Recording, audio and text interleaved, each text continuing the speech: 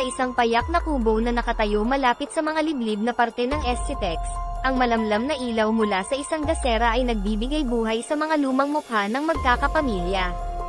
Si Mang Tonyo ay nakaupo sa gitna, ang kanyang mga apo ay nakapalibot sa kanya, ang kanilang mga mata ay puno ng kuryosidad at takot sa kwentong kanilang malalaman. Mga apo, umpisa ni Mang Tonyo, ang kanyang boses ay mabigat at may bahid ng misteryo. May kwento akong nais ibahagi sa inyo. Isang babala para sa mga naglalakbay sa SCTEX, lalo na kung gabi. Isa sa mga bata, si Junjun, ay hindi mapigil ang magtanong, anong kwento, lolo? Tungkol ba sa multo? Tumango si Mang Tonyo. Oo, apo. Tungkol ito sa isang babaeng nakikisakay na bigla na lamang nawawala sa loob ng sasakyan ng mga taong nagmagandang loob na isakay siya. Napalunok si Ana, ang pinakamatapang sa grupo. Paano siya nawawala, lolo? At bakit siya nagpapakita? Apo, malumanay na sagot ni Mang Tonyo. Sabi ng mga kwento, siya ay espiritong hindi matahimik. Naghahanap ng tulong para makatawid sa kabilang buhay, pero may mga nagsasabi rin na baka mayroon siyang nais iparating o baka may hinahanap. Kaya ba siya nawawala bigla, lolo? Dahil espiritu siya, tanong ni Miguel, ang kanyang boses ay nanginginig sa takot. Tumango si Mang Tonyo.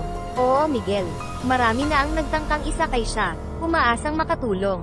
Ngunit kapag silipin nila ang likod upang tingnan siya, bigla na lang siyang naglalaho, iniwan ang malamig na simoy ng hangin na nagpapatayo ng kanilang balahibo.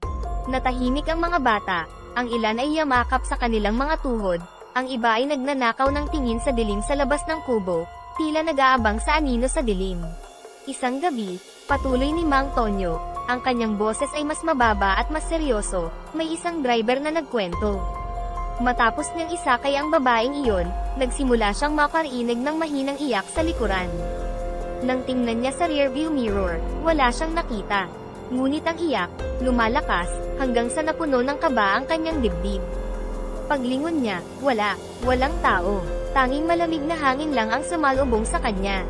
Napahigpit ang hawak ni Ana sa kanyang kapatid. Nakakatakot lolo. Paano kung makita namin siya? Mga apo, sagot ni Mang Tonyo, ang kanyang boses ay puno ng pag-aalala at kabaitan. Kung sakaling makasalubong ninyo siya, dasalin niyo ang inyong mga panalangin at huwag lumingon. Ipagpatuloy lang ang pagmamaneho hanggang sa makalampas kayo.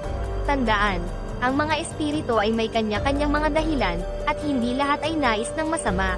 Ngunit sa gabi, sa mga liblib na kalsada ng SCTEX, mas mabuting maging maingat at magdasal. Ang silid ay napuno ng katahimikan, bawat isa ay nagninilay sa kwentong kanilang narinig. Ang takot at kuryosidad ay sabay na naglalaro sa kanilang isipan habang ang gabi sa labas ay tila nagiging mas madilim, mas tahimik, at puno ng mga aninong handang magkwento ng kanilang sariling mga alamat.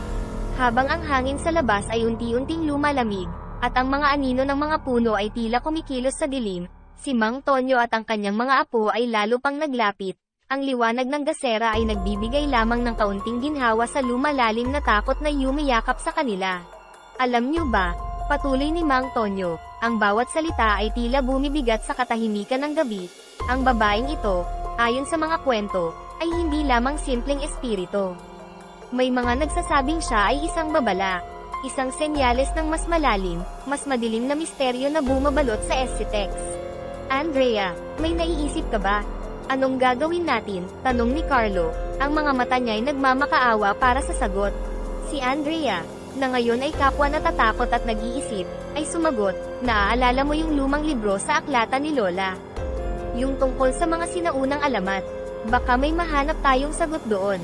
Walang oras na sinayang, tumakbo sila pabalik sa bahay ni Andrea, kung saan matatagpuan ang lumang aklatan ng kanyang lola. Habang binubuklat ang mga pahina ng mga lumang libro, naramdaman nila ang bigat ng gabi, ang bawat segundo ay puno ng tensyon. Sa wakas, natagpuan nila ang isang kwento na tila tugma sa kanilang karanasan, ang kwento ng isang kotserong hinanap ang kanyang nawawalang pag-ibig sa kabilang buhay, na nagdulot ng lagim sa mga nabubuhay. Carlo, tingnan mo to. Sabi dito, ang tanging paraan upang mapahinga ang kaluluwa ng kotsero ay sa pamamagitan ng pagbabalik ng kanyang nawawalang pag-ibig o sa pagtanggap ng isang bagong alay, basa ni Andrea. Ang kanyang boses ay nanginginig. Isang bagong alay. Anong ibig sabihin nun? Hindi naman natin pwedeng hayaan na may ibang maging biktima, protesta ni Carlo. May isa pa, sabi ni Andrea, habang patuloy na nagbabasa. Kailangan nating mahanap ang libingan ng kanyang minamahal at doon mag-alay ng dasal at ilaw sa hating gabi. Ito lang ang paraan para maputol ang sumpa. Nagtinginan sila, kapwa alam na ito na ang tanging pag-asa nila. Kahit natakot, nagpasya silang harapin ang kanilang takot. Nilakbay nila ang gabi patungo sa lumang sementeryo, dala ang isang maliit na kandila at dasal sa kanilang mga labi. Habang papalapit sila, ang hangin ay tila bumubulong ng mga banta, at ang mga anino ay muling lumitaw, mas malinaw at mas nakakatakot kaysa dati. Nang makarating sila sa libingan, agad nilang sinimulan ang ritual. Habang sinisindihan ni Carlo ang kandila, si Andrea naman ay nagdarasal. Ngunit hindi nagtagal, ang kotsero at ang kanyang karwahe ay lumitaw mula sa dilim, ang mga kabayo niya ay tila gawa sa apoy, ang kanilang mga mata ay nagliliyab. Ngayon na Andrea, dasalin mo na, sigaw ni Carlo, habang hinaharang niya ang daan ng kotsero, pinipilit na bigyan si Andrea ng oras.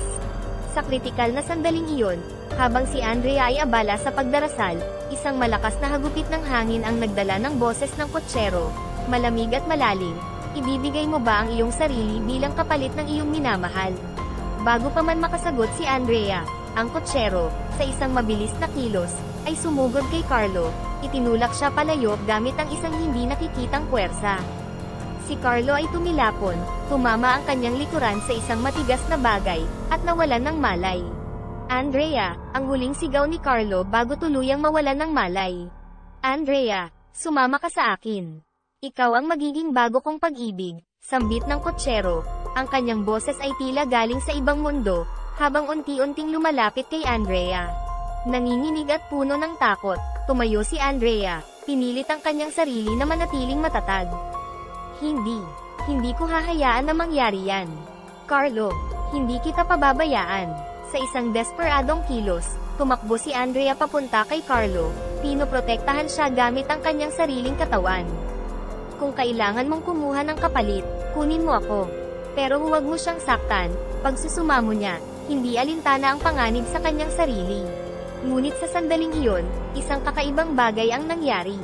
Ang medalyon na dala nila, na nakuha mula sa aklatan, ay biglang kumislap ng liwanag. Ang ilaw na iyon ay tila may mahiwagang kapangyarihan, na nagdulot ng pag-atres ng kotsero. Ang mga anino na umaaligid ay nagsimulang maglaho, at ang karwahe ay tila unti-unting naglalaho sa dilim, kasama ang kotsero. Andrea, Carlo, ang boses ng kotsero ay unti-unting nawawala, salamat. Sa sandaling iyon, ang lahat ay naging tahimik. Ang dilim ay napalitan ng unang sinag ng araw, dahan-daang inaalis ang takot at pangamba sa kanilang puso. Si Andrea, habang yakap-yakap ang walang malay na si Carlo, ay hindi makapaniwala sa kanyang nasaksihan. Nang magising si Carlo mula sa kanyang pagkawala ng malay, ang unang bagay na nakita niya ay ang mukha ni Andrea, puno ng luha at pag-aalala. Sa kanilang paligid, ang liwanag ng umaga ay nagbigay ng isang bagong simula, ngunit ang mga pangyayari ng nakaraang gabi ay parang isang bangungot na hindi nila makalimutan. Carlo, okay ka lang ba? Tanong ni Andrea. Ang kanyang boses ay nanginginig pa rin sa takot. Oo, sa tingin ko okay lang ako. Anong nangyari? Nakita ko lang ang kotsero, pagkatapos ay wala na, sagot ni Carlo habang sinusubukan niyang bumangon, ang kanyang katawan ay puno ng sakit at kapaguran. Pinrotektahan mo ako, Carlo. Tinangka ng kotsero na kunin ako bilang kapalit, pero hindi mo ako hinayaan. At pagkatapos, may nangyari, ang medalyon, nagliwanag ito at nagbigay proteksyon sa atin, paliwanag ni Andrea, habang dahan-daang inaalala ang mga pangyayari. Ang medalyon, ibig sabihin, may kapangyarihan ito, tanong ni Carlo, habang tumitingin sa paligid, tila naghahanap ng sagot. Oo, may kapangyarihan ito. Hindi ko alam kung paano o bakit, pero sa huling sandali, ito ang nagligtas sa atin. Siguro parte ito ng ritual na nandun sa libro, sagot ni Andrea, habang pinipilit niyang itago ang panginginig sa kanyang boses. Habang nakaupo sila doon, sa bagong sikat ng araw, tahimik silang nag-isip. Ang mga kaganapan ng nakaraang gabi ay parang isang masamang panaginip, ngunit ang mga sugat at sakit sa katawan ni Carlo ay patunay na totoo itong nangyari. Ano sa tingin mo ang ibig sabihin ng sinabi ng kotsero bago siya tuluyang nawala? Salamat, sabi niya, Tanong ni Carlo, naguguluhan. Siguro sa pag-alay natin ng dasal at sa tulong ng medalyon, nabigyan natin siya ng kapayapaan.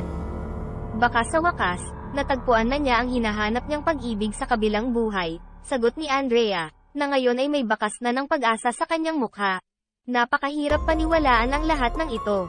Pero ang mahalaga, ligtas tayo. At sana ligtas na rin ang kaluluwa ng kotsero, sabi ni Carlo, habang mahigpit na hawak ang kamay ni Andrea. Nagpalitan sila ng mga tingin, parehong may pasasalamat na ligtas sila at magkasama. Andrea, naisip mo ba na baka may iba pa tayong dapat gawin? Para matiyak na hindi na ito maulit. Hindi lang para sa atin, kundi para sa iba na maaaring dumaan sa Rojas Boulevard sa ganitong mga gabi, tanong ni Carlo.